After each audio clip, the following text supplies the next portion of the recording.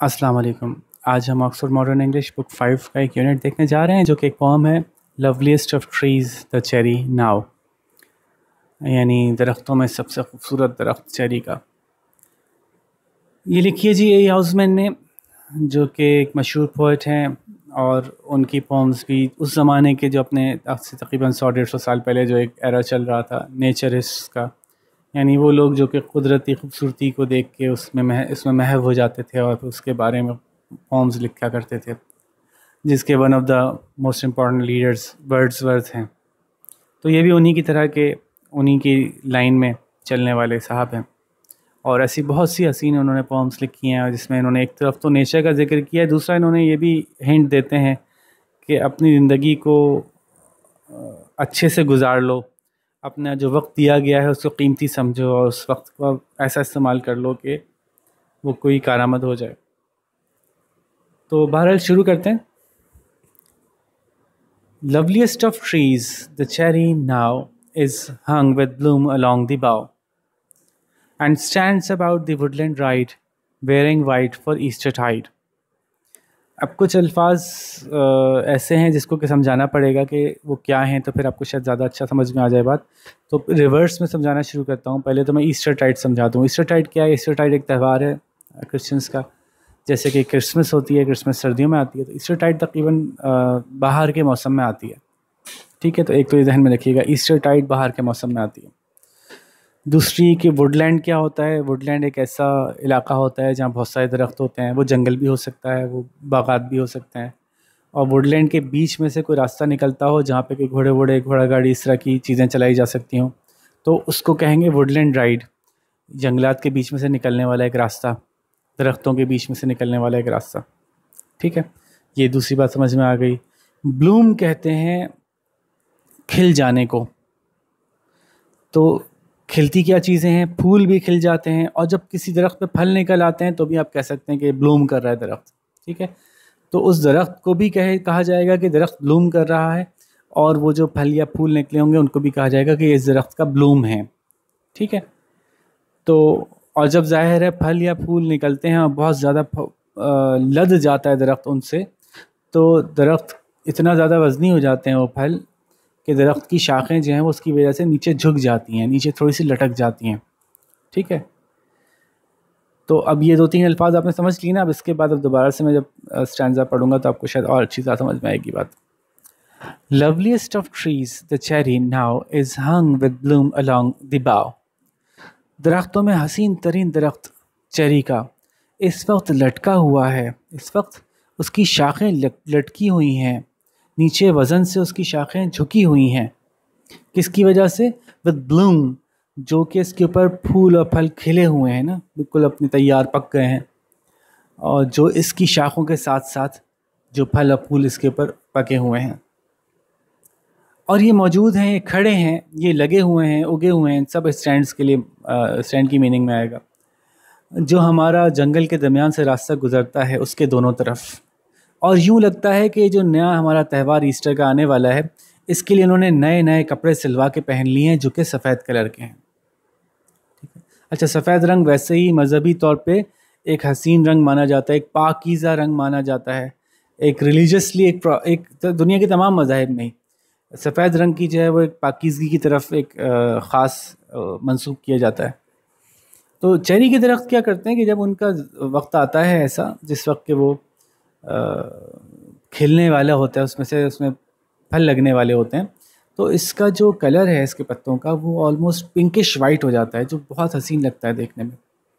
तो ये कह रहे हैं कि ये दोनों तरफ लगे हैं रास्ते के, और यूँ लगता है कि इन्होंने ये सफ़ेद जोड़े पहन रखे हैं ईस्टर की खुशी में, ईस्टर के त्यौहार की खुशी में, अपने आप को और ज़्यादा हसीन बना लिया है एक लिबास पहन के जो कि सफ़ेद रंग का है। एक्चुअली वो हुआ क्या है कि एग्जैक्टली इसी जिस मौसम में ईस्टर आता है उसी मौसम में चूँकि इनका फल लगता है, चेरी ट्रीज़ का फल लगने के सीज़न में इनका रंग चेंज होता है, जो कि और हसीन हो जाता है। तो एक्चुअली तो ये फल की वजह से इस कलर के हुए, लेकिन शायर ने एक मंसूब किया है इसको अपने त्यौहार के साथ। ठीक है, बात समझ में आ गई। Now of my 80 years and 10, 20 will not come again, and take from 70 springs a score, it only leaves me 50 more. फरमाते हैं कि मेरी आमतौर पे एक इंसान की ज़िंदगी 60-70 साल की होती है ना, तो स्कोर कहते हैं 20 साल को, ठीक है। तो 3 स्कोर का मतलब है 20-20 साल के 3 हिस्से लगा लें तो 60 साल हो गए, एंड प्लस 10 लगा लें तो होगा ये 60 प्लस 10, 60 प्लस 10 इज़ 70। तो आम तौर पे इंसानों की ज़िंदगी 70 साल ही होती है, तो यही कहना चाह रहे हैं कि मेरी भी अगर 70 साल की ज़िंदगी सपोज़ करो कि हुई, तो उसमें से 20 तो वापस नहीं आने वाले। इसका मतलब है कि 20 साल के हैं इस वक्त, या एज्यूम कर रहे हैं कि लेट सपोज़ कि अगर मैं 20 साल का हूँ, अपने आप को पोर्ट्रे कर रहे हैं कि मैं 20 साल की एज में हूँ इस वक्त, तो मैं 20 साल का हूँ, मेरी 70 साल की उम्र में से नाउ अब मेरे 70 साल की उम्र में से जो हो सकती है आमतौर पर एक आदमी की, 20 तो वापस नहीं आने वाले, यानी 20 साल तो गुजर गए। And take from 70 springs a score, और 70 जो बहारें हैं, क्योंकि बहार साल में एक दफ़ा आती है, तो 70 साल में 70 बहारें आएंगी, तो 70 बहारों में से 20 निकाल दें तो मेरे पास से 50 ही बची।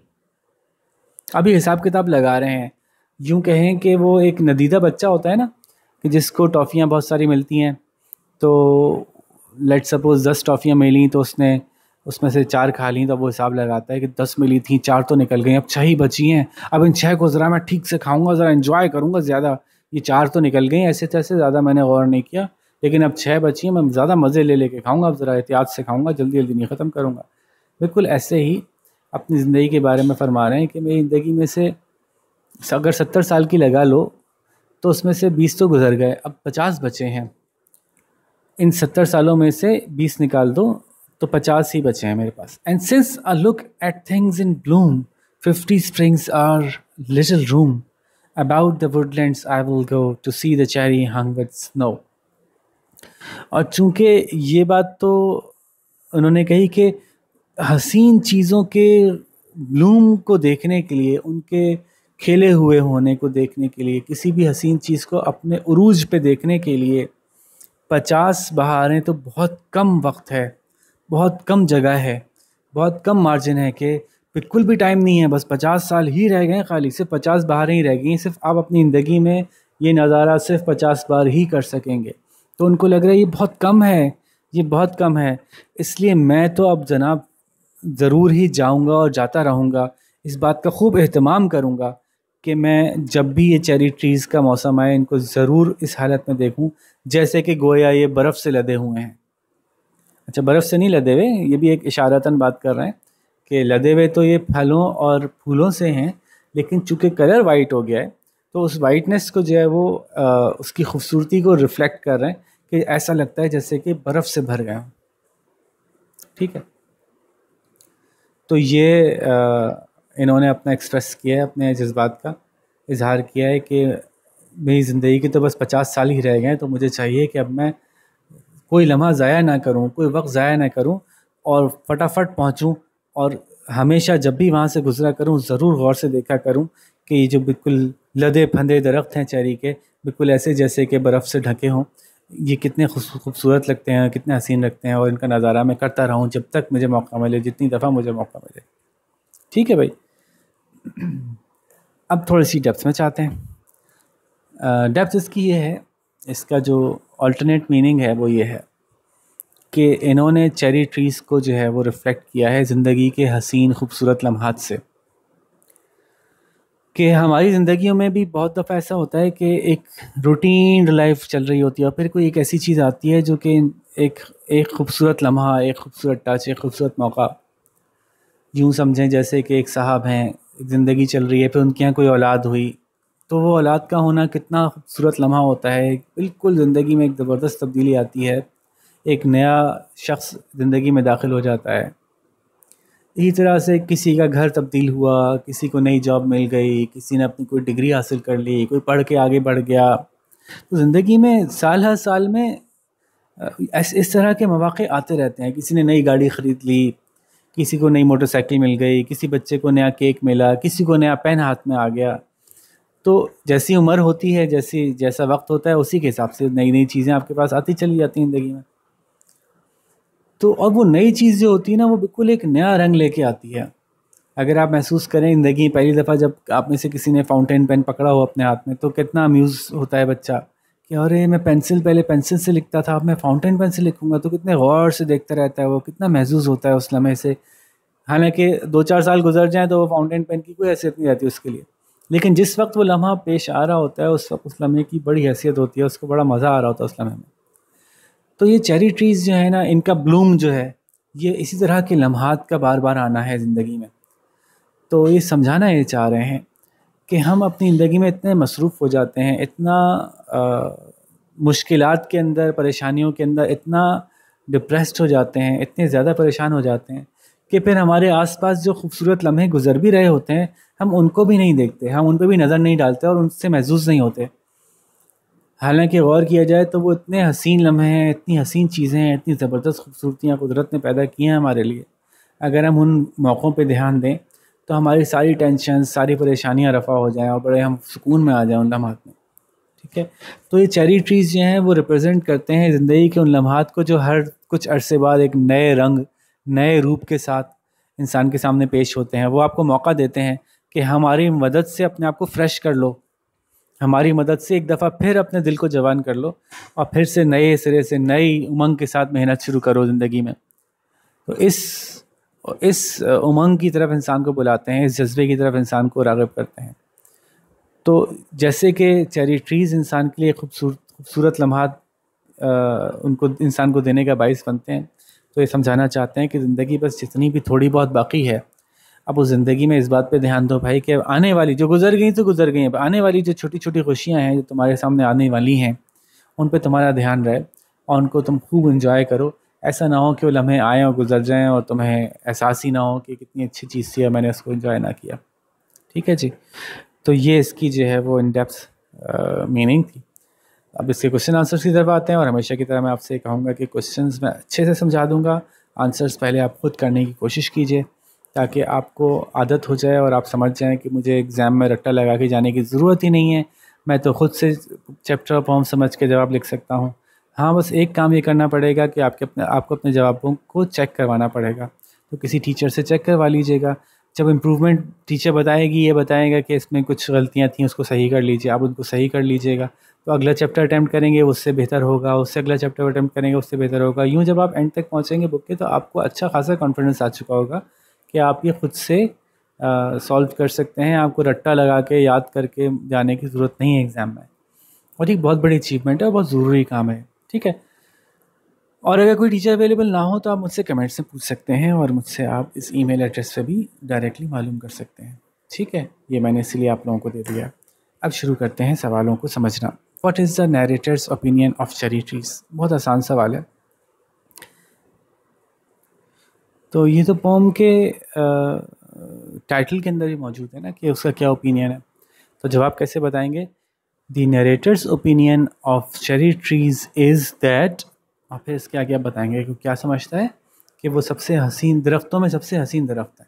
बस। What season is it in the first stanza? Try to give 2 pieces of evidence to support your answer. कौन सा मौसम है पहले स्टैंजा में? तो जैसे बात हुई थी, ये कौन सा स्टैंजा है? ब्लूम हो रहा है। ठीक है, हंग विद ब्लूम है, वेयरिंग वाइट है। ये दोनों बातें एक ख़ास तरफ इशारा कर रही हैं। वो कौन सा मौसम है? तो जवाब कैसे लिखेंगे? The season in the first stanza is spring. The evidence in the poem is that in the second line the poet says that the tree is hung with bloom, which means that it is the season of spring and the fruit is ripe on the bough या on branches. दूसरा क्या है? दूसरा evidence क्या है? दूसरा evidence है wearing white और ईस्टर टाइड। अब ईस्टर टाइड भी स्प्रिंग सीजन में आती है और चेरी का दरख्त वाइट भी वेयर करता है स्प्रिंग सीजन में। तो ये 3 बातें हैं जो आप बता सकते हैं। पहले पैराग्राफ में से उन्होंने 2 बोली, आप दो बता दीजिए। ठीक है, दोनों बातें रिफ्लेक्ट करती हैं कि it is the season of spring. ठीक है, काफ़ी ज़्यादा ही बता दिया मैंने, ऑलमोस्ट पूरा जवाब बता दिया आपको। In the second stanza which 2 lines tell us that the narrator expects to live for 70 years? तो जवाब कैसे बताएंगे?